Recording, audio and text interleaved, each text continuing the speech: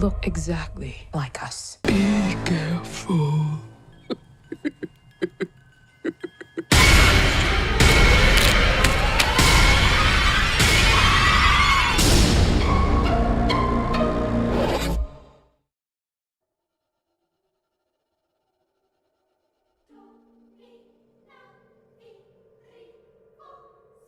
I don't quite understand what's happening because there's so much going on. So at the beginning of the movie, we see a young Lupita Nyong'o. Her character's name is Adelaide Wilson, something like that. You fucking idiot. At the beginning of the movie, it's very good. It takes place in 1986, and we see this commercial for Hands Across America, which leads into something later. And we see a young Lupita Nyong'o at a carnival with her mom and dad, and the mom and dad separate because the mom goes to the bathroom and then the dad plays a game. And it's very obvious at this moment that the girl's gonna wander off because the mom's like, hey, come to the bathroom. And the girl's like, I don't feel like it. And then dad's like, oh yeah, I'll watch her while the mom goes to the bathroom. And of course she wanders off. And she wanders off, and it's a very good sequence because the way it looks is beautiful. Like there's this thunderstorm that comes in and she's on the beach, and it's very like eerie at the same time as the scenery is very beautiful. And then she sees this this mirror maze place, I forgot what it's called, and then she goes in there and she's wandering around, and then all of a sudden some mysterious stuff happens, and then it kicks into the present day, and we as an audience don't know what's going on. It's a mystery as of this point. See a adult Lupita Nyong'o with Winston Duke, her husband, and Sadea Wright Joseph plays her daughter, and Evan Alex plays the son. And we see this family, and I think they're in a vacation home. They're on vacation, and they act like they're a real family. They bond together. At the beginning, they're sitting at the dinner table and they're talking about the daughter running track or something like that. So we see them together. But then there's this mystery going on here with Lupita Nyong'o, where we finally learn that the little girl at the beginning was Lupita Nyong'o, and she's having these flashbacks of what happened to her when she was a kid, and at this moment we really don't know what happened to her. And the movie's building up to this point where she was like traumatized as a kid, and she wouldn't speak for a long time, and she had to go to therapy, and the parents are freaking out, like, what happened to our daughter and all this stuff. And then we meet Elizabeth Moss and Tim Heidecker, who are another wife and husband couple in this movie. And these two characters in this movie, they behave in a way where you can tell that their marriage is on the rocks and they really don't like each other. And there are just these weird moments in the movie. Like there's a moment where a frisbee flies past Elizabeth Moss and Lupita Nyong'o, and the frisbee like lands on this circle, and it kind of freaks Lupita Nyong'o's character out. And so there's lots of symbolism in this movie. I don't really get what the frisbee thing meant. We go back to Lupita Nyong'o's house with her family, and we see the family hanging out. And then we get into the creepy moments after, I would say, a good setup here and building a lot of mystery. We learn that Lupita Nyong'o, she explains to Winston Duke, her husband, about her experiences when she was a kid, what happened in that mirror maze called Find Yourself. She walked in there and she saw herself. She saw her, a person who looked just like her, and it creeped her out. And apparently she got away, and she doesn't want to be in that area. Like, she doesn't want to go to Santa Cruz. She doesn't want to be around there because of her childhood experiences. So she's like, I want to leave. And then, Winston Duke tries to convince her to stay, but she's like, I want to get out of here. And at that very moment, that's when the creepy shit goes down.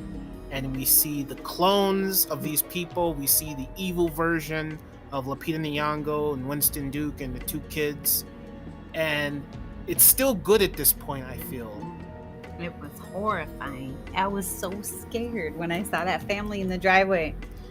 I was just like, this whole movie is gonna be so scary. That's what I kept thinking. I was like, I can't take this. I was thinking, I don't know if I can take this movie. I thought so too. I thought from the very beginning, leading up to when we see the evil family in the driveway, it was tense. It was a bit terrifying because we didn't know what to expect, what was going to happen, how the whole sequence is going to play out. And I would say the actors really sell this, playing the evil versions and the good versions, because Winston Duke, as we see in the trailer, there's a scene where he gets a bat and he comes out and he's trying to pretend like he's tough, and he's saying, yeah, if you want to get crazy, we can get crazy. He's like, the police are on their way, you need to get off my property. And even though I feel like it's a bit of a comedic moment, it's still a bit scary, because as he's talking to them, they're not doing anything. They're just standing there, just froze. Yeah, they're just standing there, and it's creepy. And then the good family, they're trying to keep the evil family out of the house. And the evil family gets into the house by finding a spare key and a rock. And so they unlock the front door, and then they break the husband's leg or something with the bat that they take from him, and they get in the house. And it's still eerie at this point, because at that moment I was like, what's going on? Why do they look like them? And it's very creepy. Then they light up the fireplace, and they're all just standing in front of them. And the little boy is like, it's us. And then they're like, who are these people? And I was into it because it's like, okay, it's creepy. It's building up this mystery. It's suspenseful. I want to know what's going on here. And then we see the evil version of Lupita Nyong'o's character. Lupita Nyong'o in here, I would say her acting in this movie, she sold that evil character. I would say Jordan Peele is a director who gets actors that know what they're doing. He can pull a really good performance out of actors, because in this movie we have actors who not only play one character, they play two characters. They have to play a good side and an evil side. And I feel like Lupita Nyong'o, Winston Duke, Evan Alex, Sadea Wright Joseph, all of these actors in here pull the performances off on both sides perfectly. I would say the thing that sold me the most on their evil side is they would have, especially the young girl, they had like this look on their face, like their facial expressions was haunting, just looking at them. The way they look, like the sadistic smile, and the half smile. It's very creepy imagery, just looking at their facial expressions, and those actors sold it perfectly. Like they really looked possessed and whatever was wrong with them. And then so, okay, we see this evil family, and we have Lupita Nyong'o's evil version explaining why she's there. She's saying like, well, you take what you have for granted, and we're American, and it seems like they're the evil. Like she keeps saying, she says, as she's explaining the history of her life, she's like, we're a mirror image of you. She's like, we're the shadow. She keeps referring to it as the shadow. She's like, yeah, there was this girl and she did these things. She had a husband, and then the shadow had a husband, but it went this way. So it's like everything the good Lupita Nyong'o did, the evil Lupita Nyong'o did as well, but it was twisted though. Like the good side up above, it's good, but in the evil side down below, it's a twisted version of it. And so I felt that at first I was like, okay, they're just the evil version of these people, because they look like them. But then I was kind of frustrated, because I was like, okay, I don't really know how this is possible. I don't know what's going on. Why are they there? And so I feel like that's, at this point, the movie takes a dive, because then it just turns into a chase, suspense, action, thriller, survival horror movie. Because then we have the evil comedy. There's comedy thrown in. That was so weird. Sorry to interrupt. No, go ahead. No, keep going. No, come on, keep going. There was just little bouts of comedy thrown in, and it was so shocking to me because I'm not used to that being in a horror movie. I thought it was going to be completely horrifying the whole movie. I was ready to be scared the whole movie, and then all of a sudden it was like, wait, this isn't scary anymore. It's almost goofy, weird. It didn't seem scary anymore all of a sudden, like 3/4 of the way through the movie. Would you say something like that? Yeah, I would say about 3/4 of the way. Like at the beginning, from the beginning when they're at the carnival, they're building up the mystery, and it's interesting, and we see the family and we learn about them, and it's a bit slow, but it's still interesting because I want to know what's going on. And then we see the evil versions, and it's weird, and I'm like, okay, what's going on? And it's creepy because of the actors' performances. And then they get into the chase moments, and it just feels a bit goofy because then we see Winston Duke. Like at first it feels eerie and suspenseful because he's dragging him, across the floor, and it's like, oh, he's gonna kill him. And he puts him in the boat, and then he puts him in a bag, and he's driving, and then the boat stops, and it's a joke. And it's like, I understood it because it made sense at the beginning because the dad bought the boat, and he's like, oh, look at my boat, and then it breaks down and he has to hit the motor and all that. So then the evil version does the same thing. He hits the motor, but it felt like an insert of a joke in a suspenseful moment. And on top of that, I don't even know what this guy's doing. Like, why are they toying with these people? What is their point? What are they trying to do? Like, what's their purpose here? It seems like they're just toying with them the whole time, because even the evil Lupita Nyong'o looks at the little girl and says, run.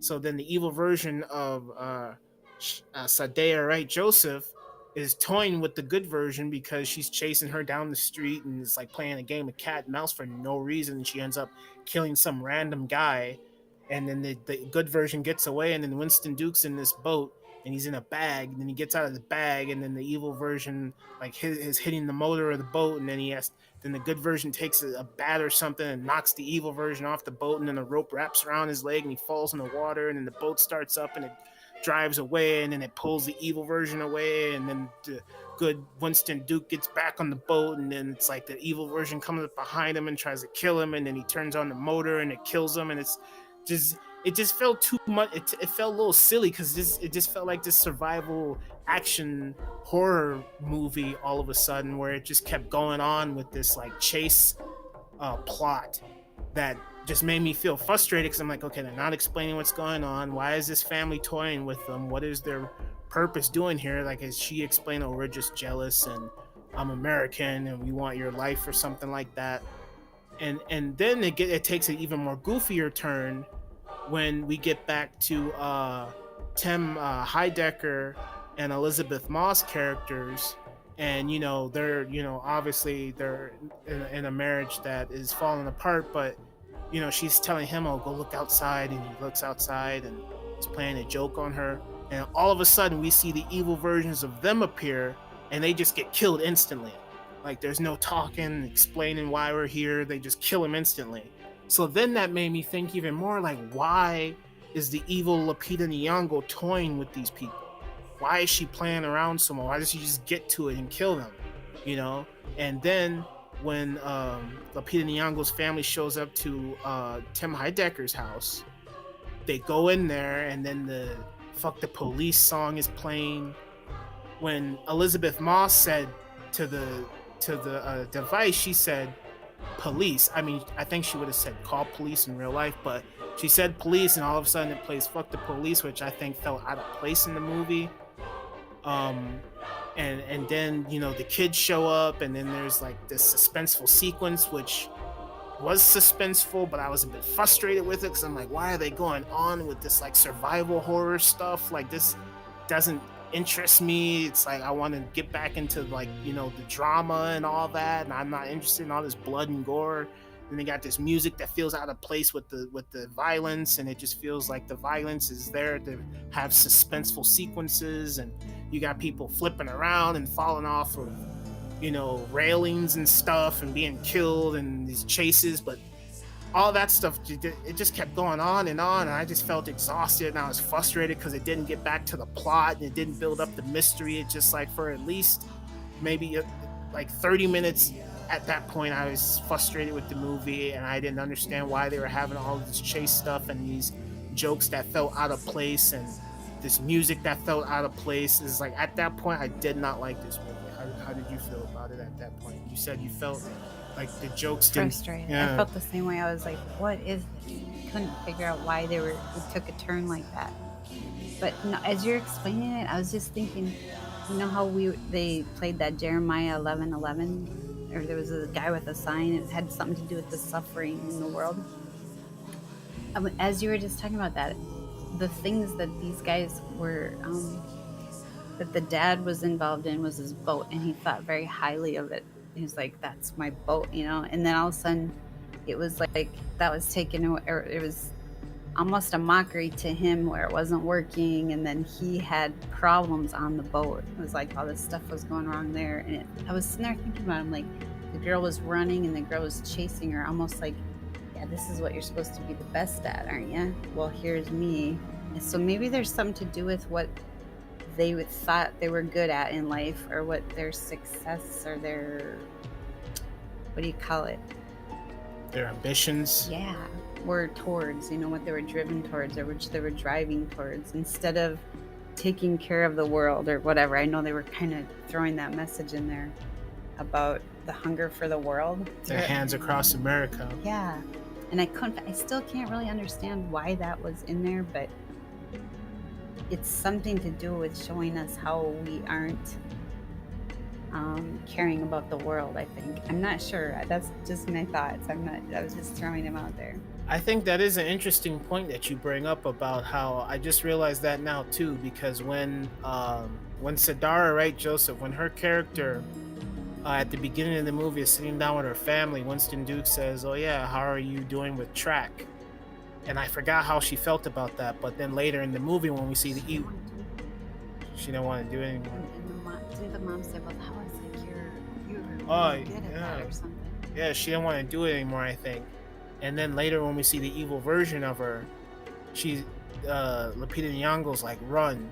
So like, yeah, prove that, yeah, you're really good at, you say you're good at the best at this, then prove it. And then when we see the evil version of the daughter, you know, she's like she's stretching. She's gonna run a race. Yeah, like she's getting ready for, you know, to win. Like she's getting ready for the chase and all this stuff, and she actually catches up with her. So yeah, I can see that being an element in there. Like, yeah, you say you do this and you're the best at it. Well, I'm better, you know, and stuff like that.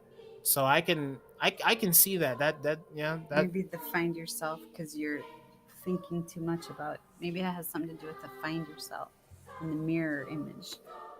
Like, look at who you are. What you're caring about. Is that the most important thing? I don't know if he's portraying that, but I don't know. The Hands Across America, I'm really confused on that. I really don't know what that's all about. Well, okay, so then we see Elizabeth Moss and Tim Heidecker, all their family gets killed instantly.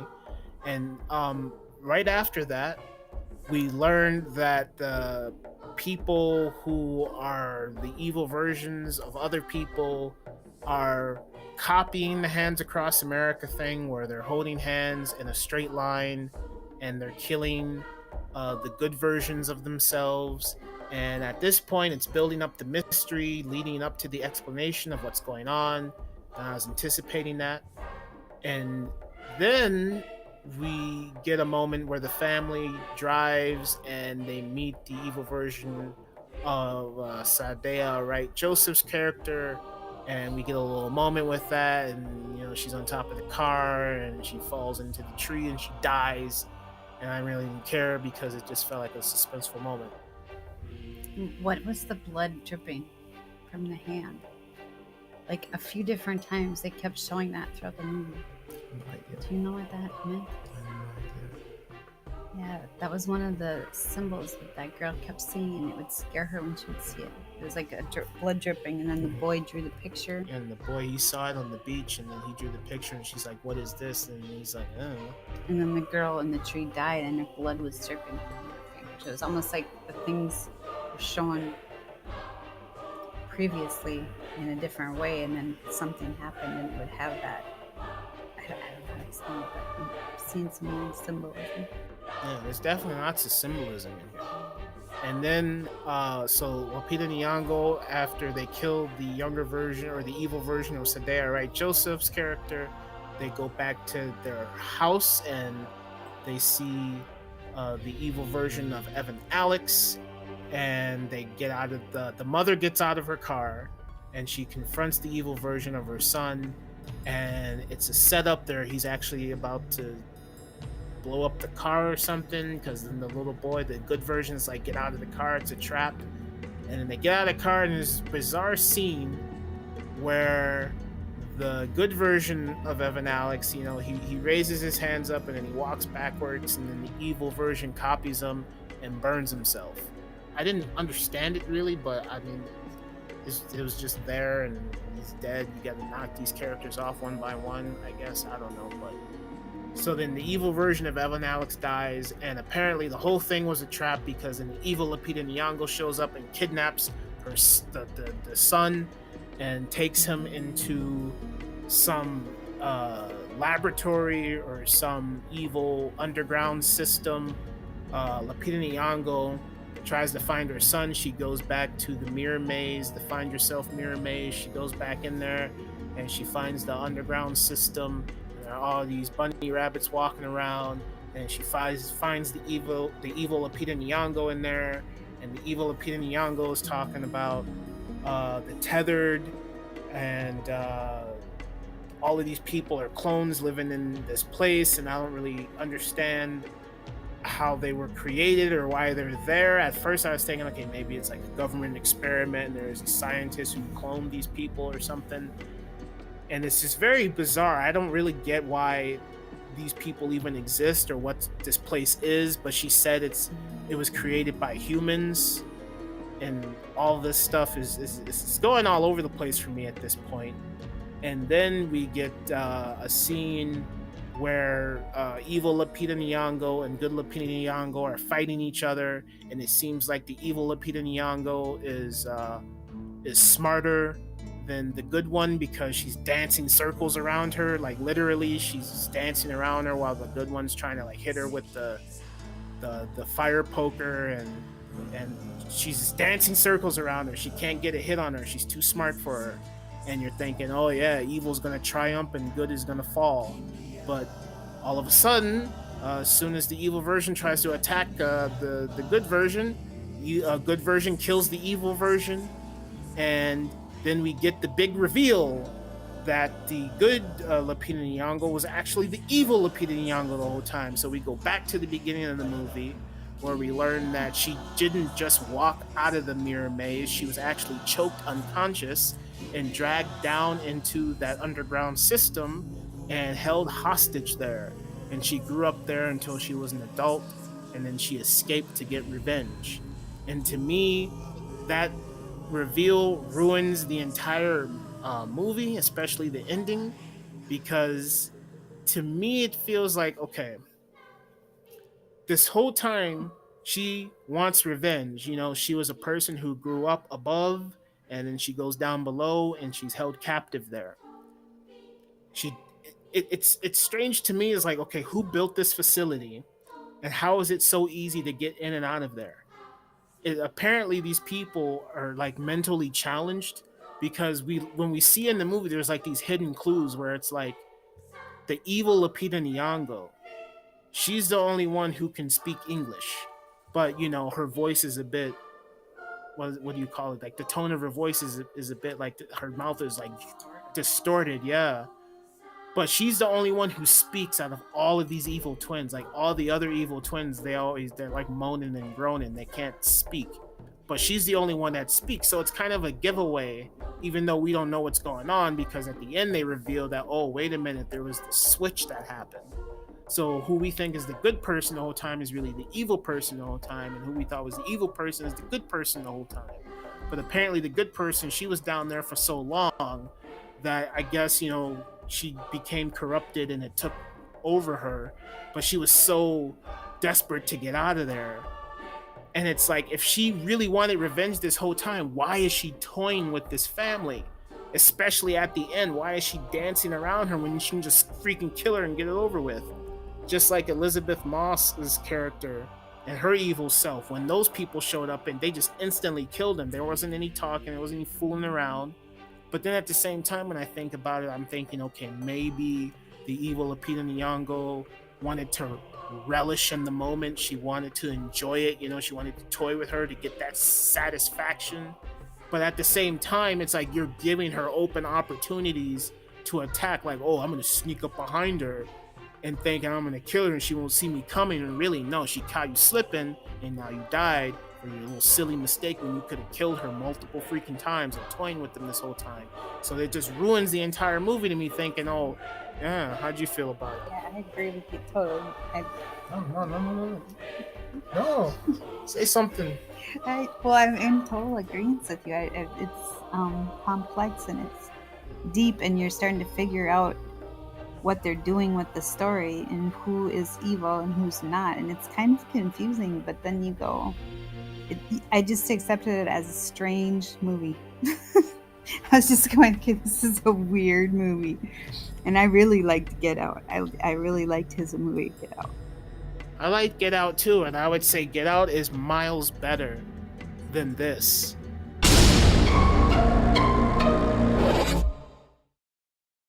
I wouldn't have the reveal at the end of this movie. I would have it at the beginning, so immediately the audience already knows who's good and who's evil and what happened.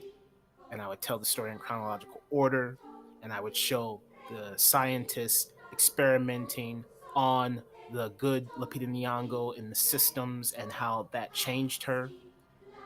And I would also show what the government was trying to do with these people and how they abandoned the project. I would show that in chronological order while simultaneously showing the evil version up above progressing in her life and learning how to speak.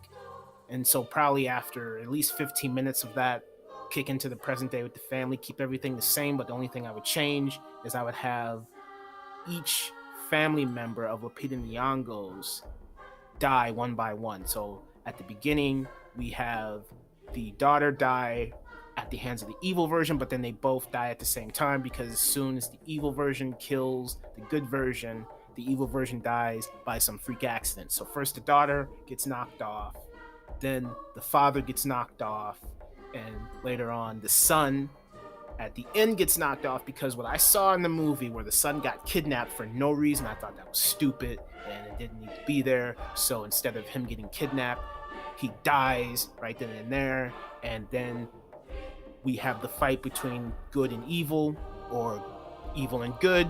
The line is blurred, but both of their families are dead, and it's down to the two of them, and they will fight in the street, not in the systems, because we already saw what happened at the beginning in my version. So then they fight in the street, and instead of dancing around her, they get into a real good struggle, and the good version who used to be evil kills the evil version who used to be good, and then the mother's all alone, and she gets in the van and drives away like in the movie, but except the family's dead. That would be the movie I would make.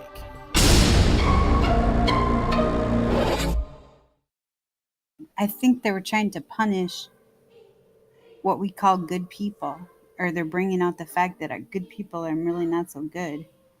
That's what I was kind of getting at, because after we got home and we read that Jeremiah 11:11, I didn't know that verse, but they showed the guy holding the sign a couple times in the movie, and so I thought it's got to have something to do with this. It's got to be something big, because I don't know what he's portraying. But then what that verse said was basically that there's punishment for their behavior or for their way they're acting, So that old man holding up that sign, I felt like he was saying, okay, this is what's happening to the world. Wake up and look at this. And we're all maybe not seeing it. And then, the way that the white family that was living in California, the best friends of the other family that were taking the vacation together, they really brought out their distorted views on life. I noticed how they were, and it was like, you know what, we are like that. We do talk like that, and we do really value our phones so much, and we really don't have good relationships. We don't value marriage. They weren't talking nice to each other, yet they're married and they have kids, and they're living together, but they were fighting constantly. They didn't ever have anything nice to say to each other. Next thing you know it, they're both dead. So it's like, okay, and then they flash that sign Jeremiah, and it's like, this is punishment. All of a sudden these people are just being slaughtered, and you wonder, they're trying to say, I think, disaster's coming upon the world, but how it was being brought out with clones was so strange. I don't understand that, honestly. I don't get that part. It's just like with Jeremiah 11:11, that it makes sense with the movie about how, okay, we're in society and we're taking advantage of it, and we're taking it for granted, and so there's going to be a disaster that falls upon us to where we'll cry out, but the Lord won't answer. Because even the evil Lupita Nyong'o was saying, like, she kept saying, like, God brought us together, it's fate and all of this stuff, but I don't understand why there's an evil version. How are these people created? What does this have to do with the Hands Across America thing? There's so much going on in this movie. Like, I will say, from the beginning, I was interested because visually it was great, the performances were great, the mystery buildup was great. I wanted to know what's going on. But then once we got the beginning part of it with the mystery, and then we got to know who the characters were, and then we got into the reveal of the clones, and then I would say once we got into the whole survival horror chase stuff, that's when I started to lose interest, and it just kept going on with this murder stuff, and I was like, okay, whatever, I don't care. I was getting frustrated. And then when they reveal the twist of, she's actually the little girl who walked off, and she's been captive this whole time, now she wants revenge. They do that reveal, and I think it's kind of dumb, because then it's like, well, why were you toying with her this whole time if you really, really wanted revenge? And so it's just I feel like towards the end it's kind of ruined. It kind of ruins the whole movie, and especially with like the jokes and all that. Like, the songs felt out of place, some of the jokes felt out of place. I just was really frustrated with this movie. I did not like it as much as I like Get Out. I think Get Out is miles better than this. And so I would say that my verdict for this movie is I like it. I like the movie because of the directing, because of the ambitious nature of it, for the fact that he was trying to get these messages across, but it just felt like it was just an overload of information that to me doesn't connect with the rest of the movie. It goes over my head, I guess. I just don't understand it. And in the middle portion, like I said, it was just frustrating to me with all the survival horror stuff, and the jokes fell out of place. But the mystery was good, the build-up was good, the acting was good, the directing was good, the themes, as heavy as they are, it's nice that they're in here. But throughout the whole thing, I was just really frustrated, and by the end, I was not satisfied. It just made it worse. And so I'm right there with you. Give your verdict. My verdict is I like it. I don't love it. I had really, really high expectations, and then they were played at. I was fulfilled till the last quarter of the movie. I just went, oh, I don't get it or like the end. I didn't like the humor in there, but maybe that's the way he does his horror movies. He's kind of got a way of putting a little bit of, comedy in there, just a tinge of comedy. And it just like throws me for a loop, but maybe it's just me. Maybe I can't accept comedy in a horror. So maybe it's my problem. But I'm interested to hear some more reviews and hear what they have to say about this. And maybe there's something that we weren't catching that explains it more, or maybe the second time we would see it more. But I'm still confused, and I didn't really love it. I didn't love it. I liked it.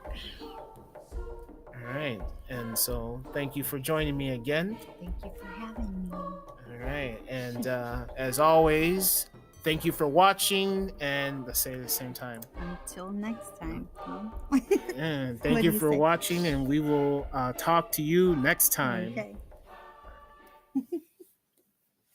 Sorry. I didn't know what you were saying.